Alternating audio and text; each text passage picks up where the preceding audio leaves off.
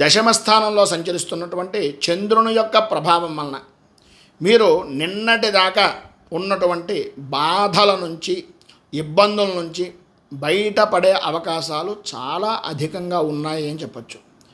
వృత్తిపరంగా కానీ, వ్యాపారపరంగా కానీ, ఉద్యోగపరంగా కానీ అన్ని రంగాల వారికి కూడా లాభదాయకంగా ఉండే సమయంగా ఈరోజు చెప్పుకోవచ్చు.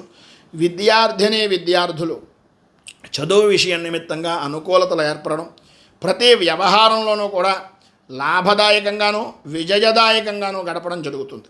అలాగే వృత్తి, ఉద్యోగ, వ్యాపారపరమైనటువంటి వ్యవహారాల్లో అనుకూలతలు, గతంలో ఉన్నటువంటి సమస్యలు దూరం అవ్వడం, ఆరోగ్యం కుదుటపడడం, ఆర్థిక లావాదేవీలు అనేటటువంటివి అనుకూలించడం, కోపం తగ్గించుకొని మాట మాట్లాడటం వలన వృత్తిపరంగాను కోర్టుపరమైనటువంటి విషయం నిమిత్తంగాను పరిస్థితులు మీకు అనుకూలంగా మారడం, సంఘంలో గౌరవ మర్యాదలు పెరగడం లాంటి విశేషమైనటువంటి శుభ ఫలితాలు అనేటటువంటివి కలుగుతాయి.